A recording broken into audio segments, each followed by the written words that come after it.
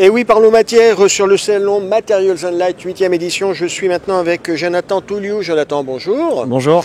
Jonathan, vous êtes le directeur France de Bega. On est ensemble pour faire le point sur votre actualité. Vous présentez sur Materials and Light une nouvelle ligne. Enfin, votre actu, c'est Bug Saver. C'est un éclairage, on va dire, adaptatif. Vous pouvez nous présenter le concept? Alors, c'est avant tout un éclairage fonctionnel qui répond à l'intégralité des aspects normatifs qui sont relativement exigeants en éclairage extérieur en France.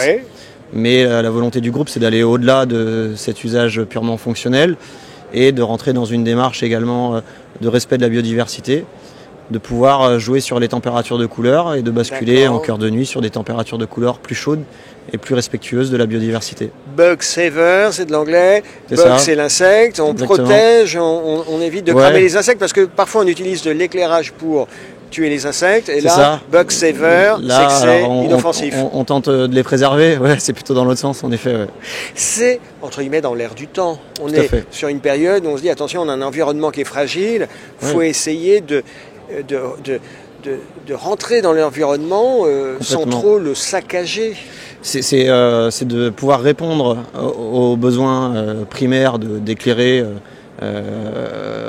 rues, espaces, jardins, parcs, tout en ayant un impact le plus mesuré possible sur la biodiversité. On veut éviter la pollution lumineuse. Tout à fait. Ça veut dire que dans les éclairages, il faut mettre de l'intelligence. Exactement. Voilà. Ça existait déjà il y a quelque temps. On avait déjà techniquement la capacité de pouvoir diminuer les intensités, d'éclairer moins en quantité.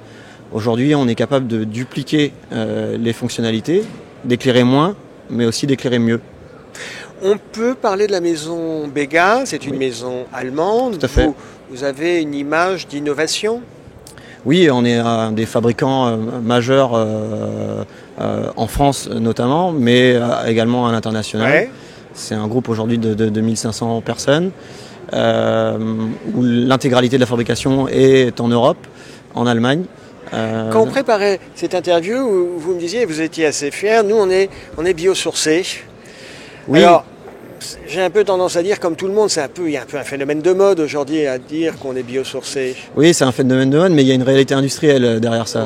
C'est-à-dire l'intégralité de nos composants sont fabriqués sur notre usine à Menden, à côté de Düsseldorf. D'accord. Vous maîtrisez toute la chaîne. Exactement. Vous intégrez toute la chaîne. Tout à fait.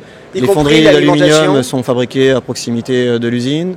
Les alimentations sont des alimentations Bega. D'accord. La fabrication des PCB LED, donc des modules qui servent à éclairer, sont fabriqués dans nos laboratoires à Menden également. Donc on n'a aucune acquisition sur ce type de matériaux. D'accord. C'est un choix assez coûteux parce que la tendance dans l'industrie depuis plusieurs dizaines d'années, c'est au contraire de se spécialiser et puis, allez, c'est un peu péjoratif, de faire un peu de l'assemblage. Oui. Et vous prenez le contre-pied, vous dites on veut maîtriser l'ensemble de la chaîne de valeur. C'est ça. Bega est propriétaire de l'intégralité de ses moules. L'intégralité de ses systèmes optiques sont brevetés. On a une vraie volonté de garder ça en interne, de garder la conception et de garder la maîtrise. C'était un pari plutôt payant parce qu'on a eu 2 années quand même compliquées sur le marché, ce qui nous a permis de ne pas être dépendant de Et c'est peut-être cette maîtrise qui explique que Bega pas cartonne, mais fonctionne bien à l'international. Oui, tout à fait. Oui. À l'international, parce que pas de sous-traitance, parce que du stock disponible. La pleine maîtrise. Complètement. La pleine maîtrise. Des délais qui restent raisonnables, ce qui est quand même relativement rare aujourd'hui sur le marché. Voilà. Il y a un dernier point que j'aimerais qu'on aborde rapidement. Vous avez racheté Aubrilam. Tout à fait. Comment ça se passe l'intégration? Alors c'est une acquisition qui a eu lieu en avril 2021.